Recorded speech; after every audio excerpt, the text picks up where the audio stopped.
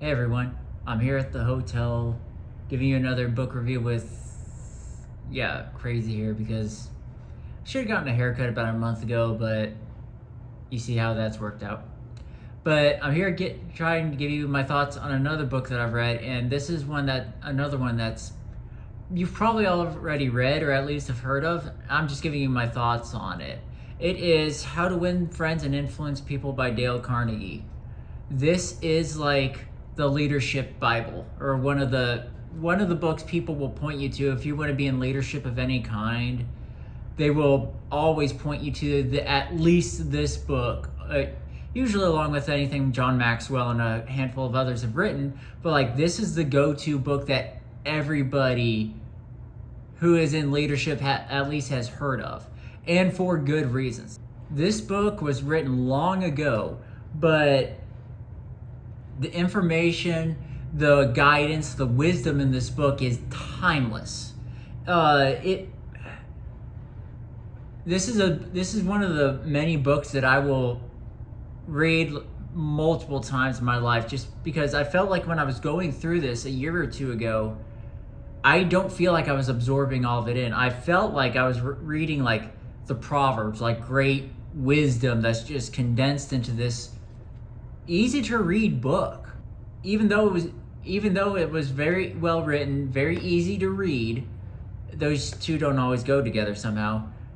The wisdom that Dale Carnegie gives in this book is priceless, and it'll take me years to fully comprehend and fully live out everything he wrote in this book. Two of the two big takeaways I took from my last reading of this book is he really drove home in one chapter the idea that everyone wants to be valued.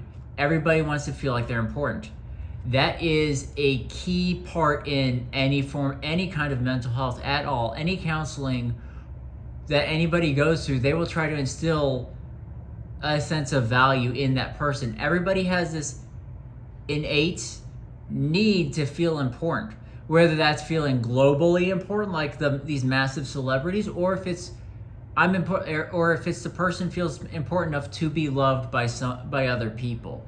It doesn't matter what it is. Everyone has this natural instinct to feel important, to be important. And don't go. I know some of you total depravity people and all that are like gonna dog on this, but just please don't. That's all I'm gonna say on that. Just don't. Hash it out in the comments below. I'm not getting into all that here. But he was very right about that. I've even seen that people respond to me better, and people treat me better when I treat them like they have value, which everybody has value. So when you treat people like they're important, when you treat people like they're valuable, they're more likely to listen to you, to follow you, to give you guidance, to listen to your guidance, all that. If you just if everything you do makes other people feel important, then the world is going to be better, and you will influence so many more people by instilling a sense of value in them than you would beating them over the head, constantly degrading, correcting them, critiquing them, like all this stuff. So he nailed that down. Now, where he got off on it a little bit was he kind of misunderstood mental health problems, and he said that he believes that a lot of mental health problems stem from desiring to have importance too much, that it causes problems in your mind. But you can forgive him on that. It was written 100-ish years ago. Another thing that he wrote towards the end of this book that was actually really convicting to me is remember people's names. Towards the end of the book, he gives pretty strong guidance on remembering people's names. That is something I struggle with a whole lot. I will remember people's faces, things about them, things they like, their speech pattern, their sense of humor, their interests. I'll remember all that but their names. I can't tell you how many people I go to church with, embarrassingly, some of them might watch this, and I'll remember their face, their name slips my mind. I could I know what car they drive, I'll know a lot about them but their name. And Dale Carnegie really points out in this book that remembering people's names is one of the most important things you can do. I had a hard time finding this quote in the book, but he said something to the effect of, for some people, their name is all they can call their own. So if you remember their name, that is literally the one thing that no one can take away from them.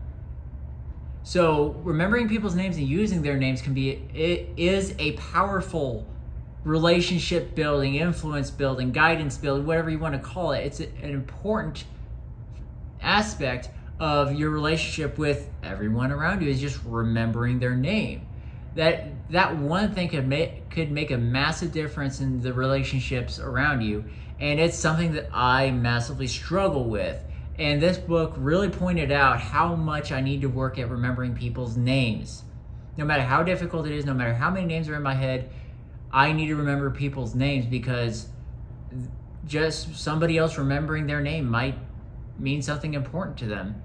And whether or not you think that's shallow, whether or not you think that reasoning is accurate or holds up, I've seen it work out so many times in my life. So those are the two big takeaways I remember from this book when I read it over like a year or two ago.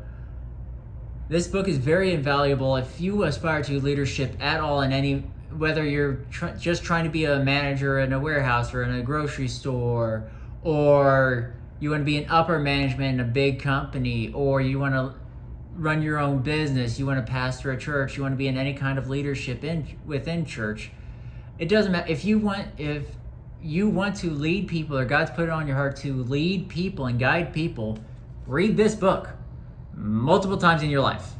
I am going to get back around to reading this book sometime, because just thinking about this book, there's so much wisdom and guidance in this book. But that's my thoughts on How to Win Friends and Influence People by Dale Carnegie. And I'll also remind you that God loves you and wants to spend forever with you. And I want you to have a good life here on earth.